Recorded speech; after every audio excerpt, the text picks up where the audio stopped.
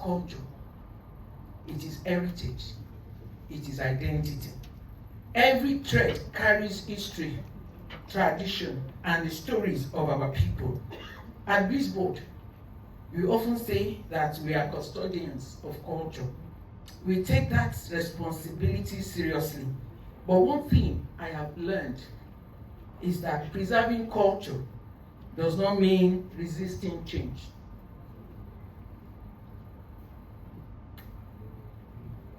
Sometimes in traditional industries, it is easy to become trapped by the mindset, that's the way we do our thing. This is how it has always been done. But heritage and innovation are not enemies. In fact, they need each other. The truth is that while we preserve culture, we are also serving people. And the people are dynamic. Their tastes change. Their lifestyles change. Their expectations change. A winning formula today can become a broken record tomorrow. So, to my fellow builders, yes, stay authentic. Yes, remain true to yourself, but be careful not to become your own obstruction.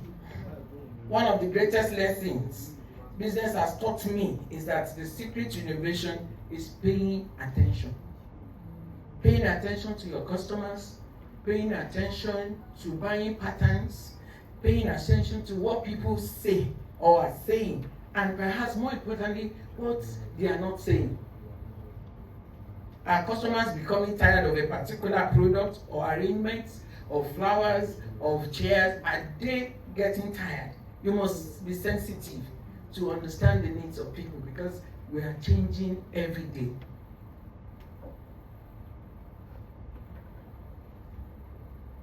Are their priorities changing? What concerns keep showing up in conversations? What frustrations are they quietly communicating through their actions? I don't want to go on that too. So innovation is often hidden or often hiding in plain sight. Sometimes it comes from observation, and sometimes it comes from curiosity, and sometimes it comes from a mistake or disappointment or a crisis. After all, none of us sees the full picture, we only see in parts. And that's why a business owner must maintain a heart of learning. Learning can come from anywhere.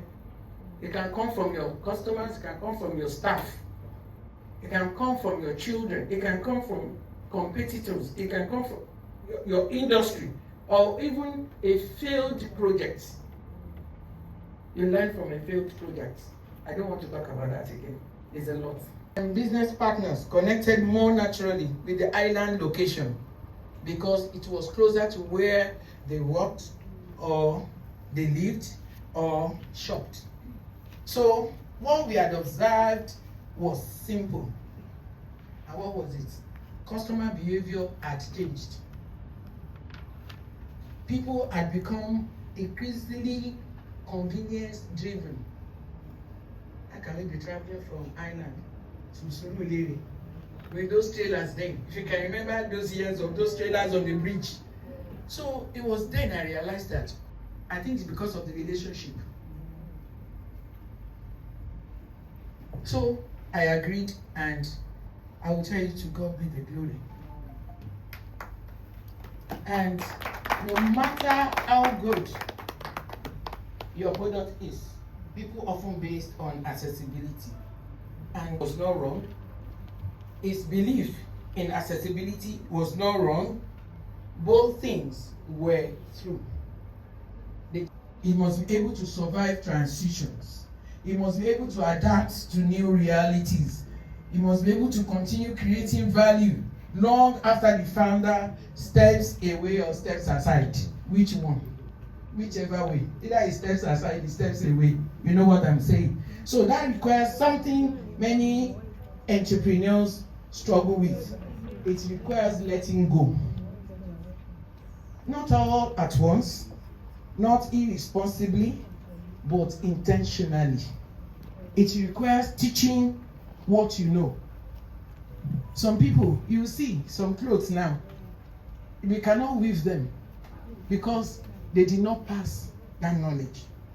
Some people were so that we are rebuying. It cannot be woven anymore because they did not pass the knowledge. No one want to do it anymore. So it requires we now teaching what we know to people. I have so many people that come to me and say, we want to be doing Ashoke. I said, you cannot be doing Ashoke, you have to be part of it. I was not taught, I didn't go to any school. Ashoke.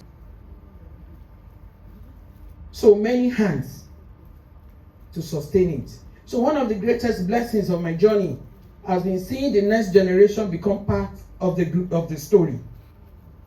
See me standing in front of you. I didn't make this one. I'm not a tailor. I don't know how to sew. But you can see so many creatives.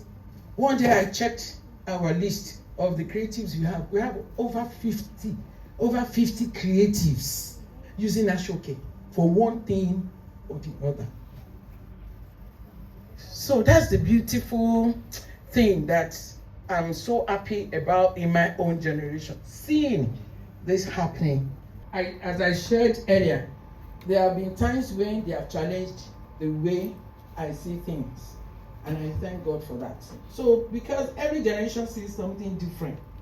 One generation sees what should never change. Another generation sees what must change. One protects the foundation. The other expands the possibilities. The stronger businesses learn how to benefit from both. There's a Yoruba proverb I always tell my staff and my son. Of our PSN conference. I mean, we can't be having conference and KFA is not around. The founder is not around. So I had to cut short my trip. To our speakers, thank you so much. I am super grateful. To the keynote speaker, I called you just yesterday afternoon. And the first thing I said was, you can't even say no. You can't say no. And I'm so grateful. I'm so honored. Thank you. God bless you. God bless you. I'm thankful that you came all the way from Akure, you know, for the conference. You missed your flight. You missed your flight and you came by road. There was so much traffic, you know, and I was praying. I was just like, Dr. Esha Adeko. So thank you so much. God bless you. God bless you. Jenny, my love, thank you for always. Thank you. Bizboard, honestly, what you told us this morning, I was just smiling, taking everything in. I actually came in here to listen. I didn't want to talk. I don't know why President did this to me. I wanted to listen and you gave it to me. Thank you so much. Even before I came in, I told I told Nike to please help me record Doctor because I want to listen to everything that we're doing here today. And to my sis, I love you. Thank you. I can't wait to hear you. Sir, I'm sorry, sir. I don't know, sir. I'm sorry, sir. Please, your name, sir? My name is Emmanuel. Mr. Emmanuel, thank you. Eze. Mr. Emmanuel Eze, thank you so much for honoring us. We're so grateful. God bless you. Please sit, sir. Thank you, sir. So to our members and to our friends, our staff of RPSN, we are super grateful. I'm so happy to see so many people. I haven't seen people in a long time. I hope we're all gingered to learn today and to take back to our respective businesses. Our title for the theme for this year is Legacy, Luxury and Longevity. Who is doing transfer? I'm sure it's all of you. I'm sure. Some people, I will hear some people say, I don't want them to know the amount I have in the account. But the banks know what you have. How do the multinationals, how do they do it? Guinness, the founder of Guinness, Coca-Cola, they're gone. But the businesses are running. So what are we talking about? Think big. Think of the future, not now. I didn't plan to talk. So thank you, everyone. I love you all. Enjoy the conference. Bye. Ladies and gentlemen, please put your hands together for her. She doesn't want to talk, but you are going to know that she just gave her own keynote speech. So imagine she wants to talk. Once again, please put your hands together for her. Thank you very much. All right. So I mentioned earlier that we're going to dance, but then she has already helped me. So ladies and gentlemen, I'll leave you in the hands of the DJ for the next 2 to 3 minutes. All you need to do is just stand up, make sure you move your legs, talk to somebody. I know quite a number of us know ourselves already, but then you'll be surprised that you still don't know somebody here today. So please just reach out to a table, get perfect event, and the Vice President, please, your attention is needed here in front. Perfect event and Vice President, your attention is needed in front.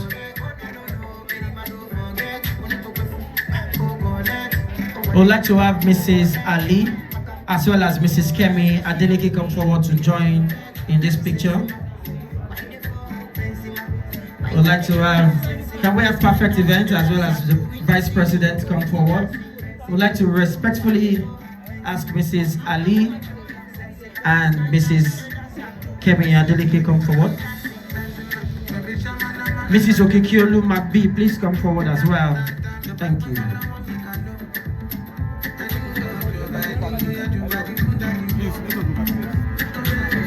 Let's do this very fast. We're still working with time. Let's take this very fast. One time.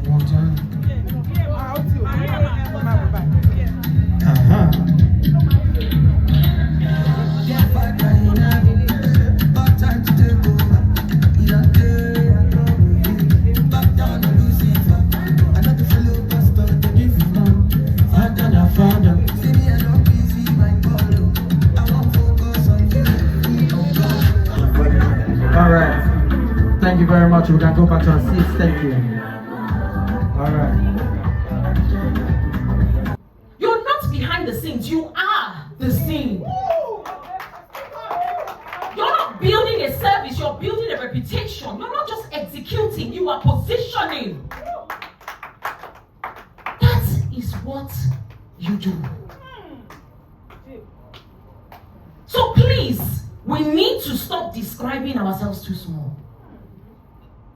Because if all of this is the value that you are creating, I'm talking about value now, not the transaction, and the market only sees chair supplier, then we have a storytelling problem. And storytelling problems are fixable. I'm going to skip this because Auntie had already described herself properly. I wanted to show us how to, just introduce ourselves better, infusing. I should not skip. Oh, okay. All right. So if I wanted to introduce myself the way a couple of us would, I would say my name is Jennifer Dufour. I'm the co-CEO of Tantacom Group. We're a 360 brand experience company. We do events, activation, and communications. Technically correct, but completely forgettable. Completely forgettable. Now let me introduce myself the way perception demands. My name is Jennifer Dufour. I'm the co-CEO of Tantacom Group.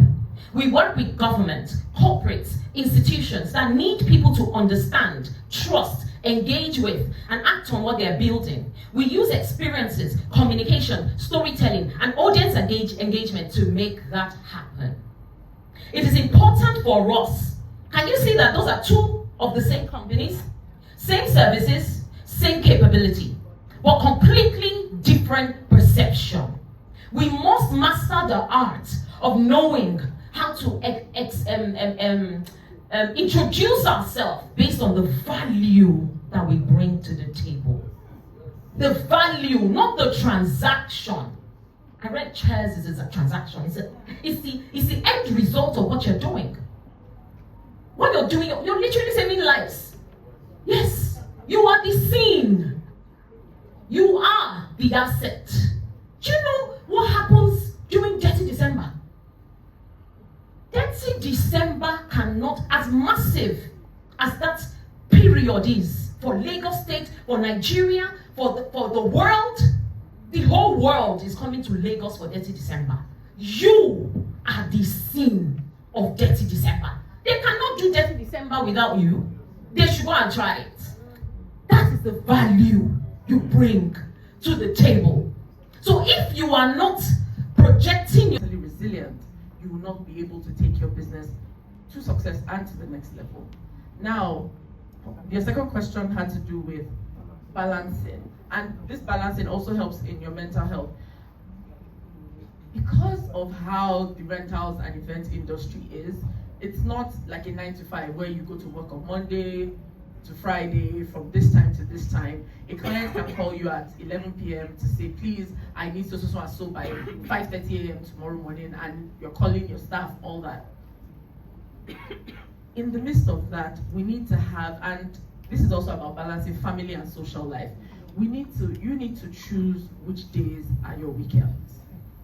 This is when Mr. Elisomi talked about structure, where you said whether or not you're there, your business will still run. It's important for you to place structure in your business such that when you take your weekend can be, you've looked at your business, you've analyzed this and saw that, okay, maybe Tuesdays and Mondays are your least busy days. Take a day or two from that and say, okay, on Mondays I set aside, this is the day that, okay, or maybe Monday is after all your events, so maybe you need to do a debrief with your team and whatnot, so maybe it's Tuesday. So you take Tuesday and say, Tuesday is my rest day. On Tuesday, your spouse knows that this day, we're not going to work. Your spouse might be working a 9 to 5, so that might be, but you know that there's time for you to connect. Your children know that, okay, on Tuesdays, so this is the day daddy has our time, this is the day mommy has our time. Your friends know that, maybe that's the day you call your friends and you check out. That could be the day that everybody else is at work, you take yourself out to a movie, you do something that will rejuvenate your mind, whatever it is that looks like for you. But it's important for you to be able to take those breaks. So you set those times. Also, the sky will not fall down. I know it might feel like if I do not pick up this call at this time, this is going to go. But when your clients know that you have set structure, then they will also respect that. The problem a lot of us have is that in our bid to want to make sure that you don't lose a client, you don't lose a job, you stretch yourself, and then you have no boundaries. Those boundaries are very important. Because when you have those boundaries, yes, it's possible that they'll call you at 11, and if you don't pick up at 11 p.m., they call another person, that person picks up, and that job goes. But again, remember that as many jobs as you take, you keep taking, you don't want to be burnt out. You want to have a sustainable lifestyle. So I think that once you're able to have that balance, you will be able to have a better balance with your work and life.